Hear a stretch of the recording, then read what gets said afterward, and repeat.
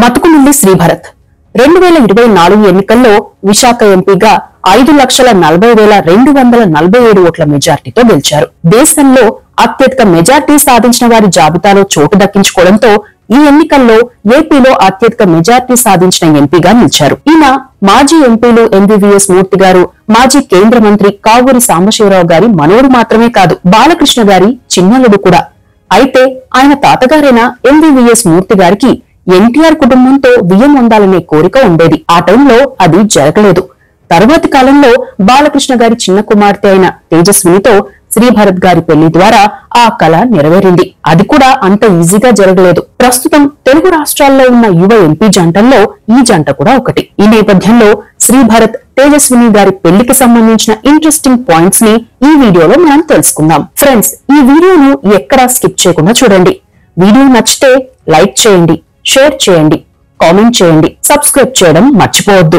ఇక అసలు విషయానికి వస్తే శ్రీభరత్ పూర్తి పేరు మతుకుమిల్లి శ్రీభరత్. తండ్రి పేరు మతుకుమిల్లి ఎస్ రామారావు గారు. ఈయన తాత గీతం యూనివర్సిటీ విద్యా సంస్థల వ్యవస్థాపకులు మాజీ ఎంపీ ఎంవీవీఎస్ మూర్తి గారు. తల్లి గారు మాజీ ఎంపీ, మాజీ కేంద్ర మంత్రి కావూరి సాంబశివరావు గారి కుమార్తె. అంటే ఇద్దరు తాతలు కూడా రాజకీయంగా పలుకుబడి ఉన్నవారే. శ్రీభరత్ గారికి బాలకృష్ణ గారి చిన్న కుమార్తె తేజస్వినికి పెళ్లి ఎలా జరిగింది అనేది తెలియాలంటే ఆయన తాతగారైన ఎంవీవీఎస్ మూర్తి గారి గురించి, ఆయనకు ఎన్టీఆర్ గారితో ఉన్న అనుబంధం గురించి బ్రీఫ్ గా చెప్పుకోవాల్సి ఉంటుంది. ఎంవీవీఎస్ మూర్తి గారికి 1980లోనే ఉన్నత విద్యావంతుడిగా, పారిశ్రామికవేత్తగా, న్యాయవాదిగా, సామాజికవేత్తగా, విద్యావేత్తగా గుర్తింపు ఉండేది. 1980లో గీతం విద్యా సంస్థలను పెట్టారు. ఎంవీవీఎస్ మూర్తి గారిని గోల్డ్ స్పాట్ మూర్తి అని కూడా పిలిచేవారు. వీరికి విశాఖ జిల్లాలో బాట్లింగ్ యూనిట్ ఉండేది.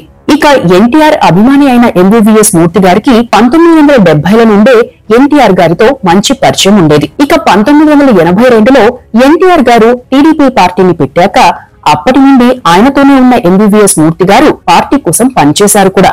అయితే పార్టీలో అధికారికంగా చేరడం కానీ, తాను పార్టీకి చెందిన వ్యక్తిని అని ఎక్కడా చెప్పేవారు కూడా కాదు. లో ప్రొఫైల్ మెయింటైన్ చేసేవారు. అయితే ఎన్టీఆర్ గారి కోరిక మేరకు ఎంవీవీఎస్ మూర్తి గారు 1983లో అధికారికంగా టీడీపీలో చేరి ప్రత్యక్ష రాజకీయాల్లోకి వచ్చారు. పార్టీ అధికారంలోకి వచ్చిన చాన్నాళ్లు పదవులకు దూరంగానే ఉన్నారు. 1987 నుండి 1989 వరకు ఉడా విశాఖపట్నం డెవలప్మెంట్ అథారిటీ చైర్మన్ గా ఎంవీవీఎస్ మూర్తి గారిని నియమించారు ఎన్టీఆర్ గారు. ఆ తర్వాత పార్టీ ఆదేశాల మేరకు 1989లో విశాఖపట్నం ఎంపీగా పోటీ చేసి ఓడిపోగా 1991లో గెలిచారు. అయితే 1996లో విశాఖ నుండి, 1998లో రాజమండ్రి నుండి పోటీ చేసి ఓడిపోయి మళ్లీ 1999లో గెలిచారు. 2004లో, 2009లో ఓడిపోయారు. తర్వాత ఎమ్మెల్సీ అయ్యారు. గెలిచినా ఓడినా పార్టీతోనే ఉండేవారు. ఎన్టీఆర్ గారితో మంచి అనుబంధం ఉండేది. ఆయనకు ఇద్దరు కుమారులు, ఒక కుమార్తె. వారిలో పెద్ద కుమారుడు ఎంవీఎస్ రామారావు గారు, రెండో కుమారుడు లక్ష్మణరావు గారు, కుమార్తె భారతి. అదే సమయంలో రాష్ట్ర రాజకీయాల్లో కీలక నేతగా ఉన్న కావూరి సాంబశివరావు గారి ఇద్దరు కుమార్తెలు సికింద్రాబాద్ లోని గర్ల్స్ బోర్డింగ్ స్కూల్లో చదివారు. ఈ స్కూల్లోనే నందమూరి బాలకృష్ణ గారి సతీమణి వసుంధర గారు కూడా చదివారు. వీరంతా క్లాస్మేట్స్. ఆ తర్వాతి కాలంలో కూడా వీరంతా ప్రతి నెల ఒకసారి కలుసుకునేవారు. ఇక కావూరి సాంబశివరావు గారి చిన్న కుమార్తెతో ఎంవీవీఎస్ మూర్తి గారి పెద్ద కుమారుడైన ఎంవీఎస్ రామారావు గారి వివాహం జరిగింది. అంటే నందమూరి వసుంధర గారు, శ్రీభరత్ గారి తల్లి క్లాస్మేట్స్, ఫ్రెండ్స్ కాగా శ్రీభరత్ గారి పెద్దమ్మ వసుంధర గారికి మంచి ఫ్రెండ్ కూడా. అప్పటికే ఈ కుటుంబాలు రాజకీయాల్లో కీలకంగా ఉండేవి. అప్పుడప్పుడు ఎన్టీఆర్ గారు, ఎంవీవీఎస్ మూర్తి గారు కలిసేవారు. ఆ క్రమంలోనే ఓ సందర్భంలో ఎంవీవీఎస్ మూర్తి గారికి ఎన్టీఆర్ గారితో బియ్యం వండాలనే ఆలోచన వచ్చింది. అప్పటికే ఎంవీవీఎస్ మూర్తి గారికి మంచి పేరుండేది. ఎన్టీఆర్ గారు కూడా ఎంవీవీఎస్ మూర్తి గారిని చాలా గౌరవించేవారు, అభిమానించేవారు. అయితే తన మనసులోని మాట ఎన్టీఆర్ గారితో చెప్పేందుకు ఆలోచించారు ఎంవీవీఎస్ మూర్తి గారు. తన వెల్ విషర్స్ తో ఈ విషయం మాట్లాడాక 2 రోజుల తర్వాత ఎన్టీఆర్ గారిని కలుద్దామనుకున్నారు. ఈలోగా పార్టీలో సంక్షోభం తలెత్తింది. దీంతో ఆ ప్రపోజల్ ని వాయిదా వేశారు. అంతా సెట్ అయ్యాక మరోసారి మాట్లాడదామని అనుకున్నా ఈలోగా ఎన్టీఆర్ గారు చనిపోయారు. దీంతో ఎంవీవీఎస్ మూర్తి గారు సైలెంట్ అయిపోయారు. ఎంవీవీఎస్ మూర్తి గారు ఓవైపు పాలిటిక్స్ లో ఉంటూనే కంపెనీని నిర్వహించేవారు. ఆయన పిల్లలు కూడా కంపెనీలో భాగస్వాములుగా ఉండేవారు. అయితే నందమూరి వసుంధర గారు, శ్రీభరత్ గారి తల్లి, శ్రీభరత్ గారి పెద్దమ్మలు క్లాస్మేట్స్ కావడంతో వారంతా ప్రతి నెల ఒక ఇంట్లో కలుసుకునేవారు. దీంతో రాజకీయాల్లో క్లోజ్ సర్కిల్ మాత్రమే కాకుండా ఫ్యామిలీ ఫ్రెండ్స్ గా కూడా మారారు. ఆ గెట్ టుగెదర్లకు అప్పుడప్పుడు పిల్లలు కూడా వెళ్లేవారు. అలా శ్రీభరత్, బ్రాహ్మణి, తేజస్వినులు ముందు నుండే ఒకరికొకరు తెలుసు. అయితే 2007లో నారా లోకేష్ బ్రాహ్మణిల పెళ్లయ్యాక కొన్ని రోజులకు ఎంవీవీఎస్ మూర్తి గారిని కలిసిన సందర్భంలో ఓ సినీ ప్రముఖుడు మాట్లాడుతూ, బాలకృష్ణ గారి కుమార్తె తేజస్విని మీ మనుగుడు శ్రీభరత్ కి ఇచ్చి పెళ్లి చేస్తే బాగుంటుంది కదా అన్నారట. దీంతో ఎంవీవీఎస్ మూర్తి గారు ఆలోచనలో పడ్డారు. అప్పటికి శ్రీభరత్ అమెరికాలోని ఫర్దూ యూనివర్సిటీలో గ్రాడ్యుయేషన్ చేస్తున్నారు. తేజస్విని కూడా గ్రాడ్యుయేషన్ చేస్తున్నారు. కొన్నాళ్లకు శ్రీభరత్ గ్రాడ్యుయేషన్ పూర్తి చేసుకుని ఇండియాకు వచ్చారు.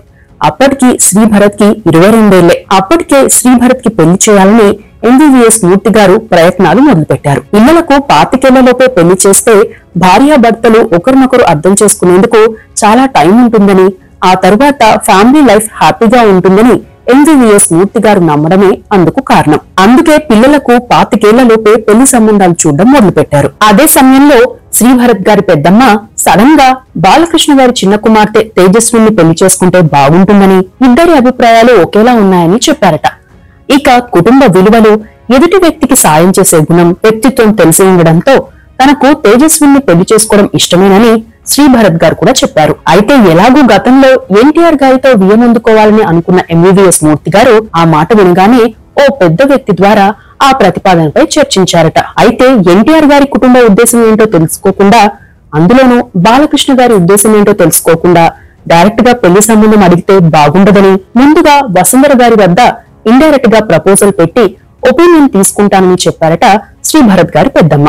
తరువాత కొన్ని రోజులకు ఆమె వసుంధర గారితో మాట్లాడారు. అటువైపు నుండి పాజిటివ్ రెస్పాన్స్ వచ్చింది. ఇక ఎంవీవీఎస్ మూర్తి గారి కుటుంబం గురించి బాలకృష్ణ గారికి, చంద్రబాబు గారికి తెలిసి ఉండడంతో వారు కూడా వెంటనే ఓకే అన్నారు. అయితే వీరి సంబంధం ఓకే అయ్యాక ఏజ్ ఫ్యాక్టర్ కారణంగా ఏడాది తరువాత 2013 ఆగస్టు 21న హైదరాబాద్ లోని హైటెక్స్ లో వీరి పెళ్లి గ్రాండ్ గా జరిగింది. ఈ పెళ్లికి అభిమానులందరినీ ఆహ్వానించారు బాలకృష్ణ గారు. అయితే పెళ్లయ్యాక కూడా చదువుకోవాలని నిర్ణయించుకోవడంతో ఇంట్లో వారు కూడా ఓకే చెప్పారు. పెళ్లయ్యాక అంటే 2016లో శ్రీభరత్ గారు అమెరికాలోని స్టాన్ఫోర్డ్ యూనివర్సిటీలో పోస్ట్ గ్రాడ్యుయేషన్ పూర్తి చేయగా 2016లో తేజస్విని గారు అమెరికాలోని శాంటా క్లారా యూనివర్సిటీ నుండి ఎంబీఏ పూర్తి చేశారు. 2018లో వీరికి ఒక కుమారుడు పుట్టాడు. పేరు ఆర్యవీర్. ఇక శ్రీభరత్ గారు 2018లో తాతయ్యకు వారసుడిగా ప్రత్యక్ష రాజకీయాల్లోకి వచ్చారు. 2019లో విశాఖపట్నం లోక్సభకు పోటీ చేసి వైసీపీ అభ్యర్థి ఎంవీవీ సత్యనారాయణ చేతిలో 4414 ఓట్ల స్వల్ప తేడాతో ఓడిపోయారు. ఆ టైంలో తేజస్విని తనకు చాలా సపోర్ట్ గా ఉన్నారని, వారి కుటుంబంలో ఒకటిగా కలిసిపోయానని, ఎప్పుడూ ఎలాంటి భేదాభిప్రాయాలు రాలేదని ఓ ఇంటర్వ్యూలో చెప్పారు శ్రీభరత్ గారు. ఇక తేజస్విని గారు ప్రస్తుతం పలు కంపెనీల బాధ్యతలను నిర్వర్తిస్తున్నారు. బాలకృష్ణ గారు హోస్ట్ గా వ్యవహరించిన అన్స్టాపబుల్ షోతో పాటు బాలకృష్ణ గారి సినిమాలకు సంబంధించి కాస్ట్యూమ్స్ విషయంలో కూడా తేజస్విని గారు ఇన్వాల్వ్ అయ్యారని చెబుతారు.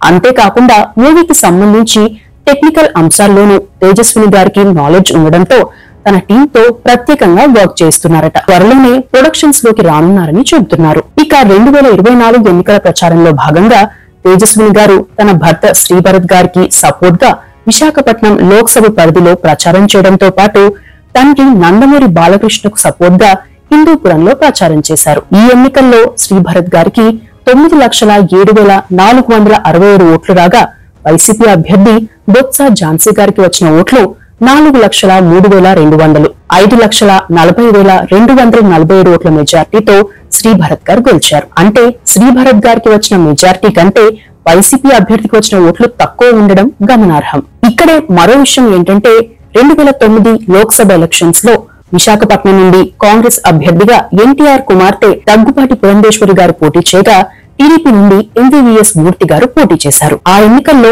పురంధేశ్వరి గెలిచారు. ఎంవీవీఎస్ మూర్తి గారు 3వ స్థానంలో నిలిచారు. ఇక 2019లో ఇదే నియోజకవర్గంలో టీడీపీ నుండి శ్రీభరత్ పోటీ చేయగా బీజేపీ నుండి దగ్గుపాటి పురంధేశ్వరి గారు పోటీ చేశారు. ఇద్దరూ ఓడిపోయారు. వీరు దగ్గరి బంధువులే అయినా రాజకీయాలను, కుటుంబాన్ని వేరువేరుగా చూస్తారని చెబుతారు. శ్రీభరత్, తేజస్విని ఆస్తుల విషయానికి వస్తే 2024 అఫిడవిట్ ప్రకారం శ్రీభరత్ గారి కుటుంబానికి 298 కోట్ల ఆస్తులు, 1 కోటి అప్పులు ఉన్నట్లు చూపారు. అందులో తేజస్విని గారి పేరుతో దాదాపు 48 కోట్ల ఆస్తులు ఉన్నాయి. ఇవి మతుకుమిల్లి శ్రీభరత్, నందమూరి తేజస్విని పెళ్లికి సంబంధించిన అంశాలు.